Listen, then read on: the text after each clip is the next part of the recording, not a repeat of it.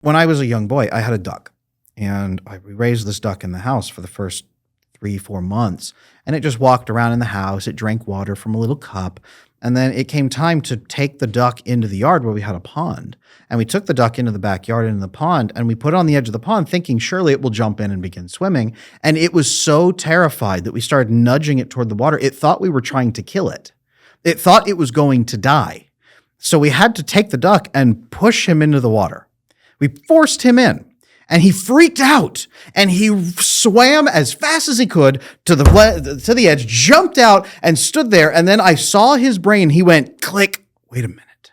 And he looked back at the pond, and he stared at it for like 5 seconds. And then he walked forward, jumped in, and swam immediately. And then I could never get him out of the pond again because he was so happy in it.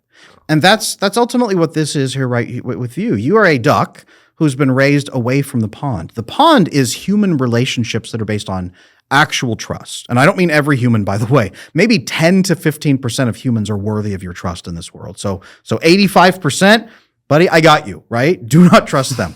But that 15% is what you're missing.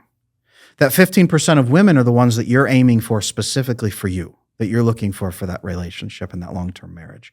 Now, yes, you have a system that keeps out that 85%, but you have a system that absolutely obliterates any chance with those 15%. I don't know how many of those women you've dated, the 5 to 10 women in the last 5 years or the last 8 years, have been 5 to 10, that 15%. I don't know. They were all good women. They were just not the right women for me. That's totally fine. Yeah. Maybe the next one will be similar to them, and she'll be the right woman for the man that you're going to become. Oh, well said. Well said. Well, thank you. Are you happy living more like an isolated life? And happy, let me say that again, because happiness for men, we don't track it that way, right? Yeah. Are you fulfilled and content living the life that you're living right now with those extra armored boundaries that are keeping you out? Or are you surviving? So that's my issue. The tools that I'm using right now are very useful for work. Absolutely. They just suck for personal relationships. I feel bad for anyone who is in my situation because it's like being an avoidant is just like a horrible blockade for anyone. Where is the gate? There should be like a chicken. There is no gate. People have no idea how to get in. I even don't know how to get them in. Right. It's a horrible situation. Right. So can I have to build a gate? See, it's actually pretty simple. Yes, you can. Yeah. So how do I trust people, Adam? Okay. So have you ever flown on an airplane before? Yes. Right. There's multiple layers that you go through first, right? First, you have to pick the line you're going to go in, and then they look at you and say, are you really in the right line? You say, yes, I am. Okay, well, show me your ticket. Okay, yes, I actually have Sky Priority or whatever. Okay, yeah, you're in this line. So you go through the line. Then you go through the TSA check. You're here in America, the TSA. All right, show me your ID. Okay, here's my ID. Okay, is that really you on there? Yes, it's really me. Okay, walk in this line, take your shoes off. You're going to go and you're going to run your materials through this machine. And then you're going to get in this line and we're going to body scan you. Then we're going to look at you really suspiciously just to see if you're sweating while you're going through all this.